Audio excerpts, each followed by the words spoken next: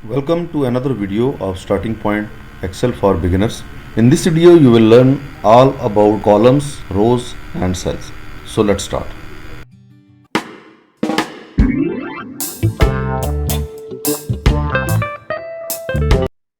बिस्मिल्लाहिर्रहमानिर्रहीम, अस्सलाम वालेकुम। आज की इस वीडियो में मैं आपको बताऊंगा कि सेल क्या चीज़ है, इसको कैसे रीड किया जाता है, रोज क्या चीज़ है, इनको कैसे रीड किया जाता है, और कॉलम्स क्या है और इसको हम कैसे रीड करते हैं। फिर थोड़ा सा आपको ओवरव्यू दूंगा सेल लॉकिंग के हवाले से कि हम सेल को क्यों लॉक करते हैं, प्लस अगर हमने कंप्लीट सेल लॉक करना है तो उसका क्या तरीकाकार है, अगर हम कॉलम या रो को अलग अलग से लॉक करना चाहते हैं तो उसका क्या तरीकाकार। चलिए शुरू करते हैं। अच्छा, सबसे पहले इसमें जो चीज़ आपने जहन में रखनी है कि टॉप टू बॉटम हम इसको कॉलम कहते हैं, और कॉलम हमेशा ABCs में जो है वो रीड किए जाते हैं। मोर देन 16,000 कॉलम्स हैं एक्सेल के अंदर, जो कि A से लेके XFD तक हैं। तो ABCD जो है ये सारे कॉलम्स हैं, और इसके अलावा रोज हैं। मोर देन 1 मिलियन रोज हैं एक्सेल के अंदर। एक्सेल 2013 या इसके बाद के वर्जन्स की मैं बात कर रहा हूँ। तो up to 1 million rows data जो है वो आप इसके अंदर सेव कर सकते हैं। 16,000 मैंने आपको रोज बताई और कॉलम्स बताए, और 1 मिलियन मैंने आपको रोज बताए। रो को हम नंबर्स में रीड करते हैं, 1 2 3 4 एंड सो ऑन। ये अगर आप देखें यहाँ पर 1 0 4 8 5 7 6 रोज हैं। अब रो और कॉलम का जो कॉम्बिनेशन है इसको हम कहते हैं सेल।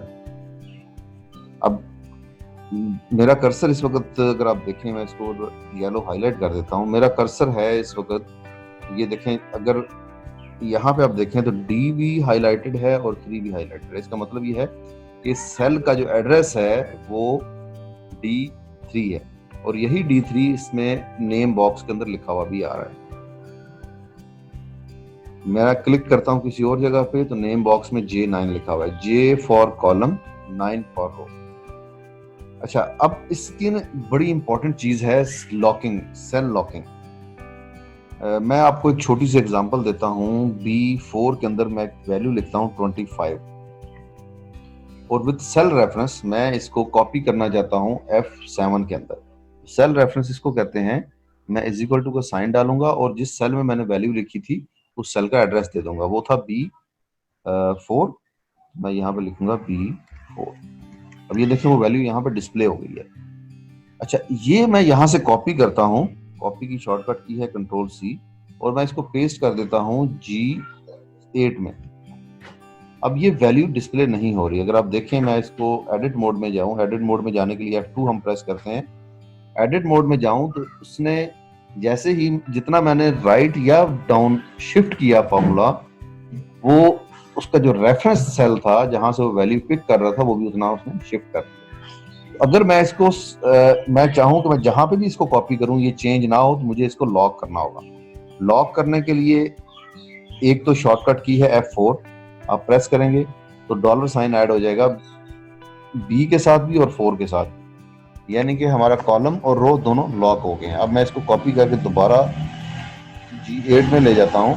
तो ये देखिए, अब अगर आप इसको एडिट करेंगे, एडिट मोड में चेक करेंगे तो सेल रेफरेंस चेंज नहीं हुआ। हम जहां पे भी इसको कॉपी कर लेंगे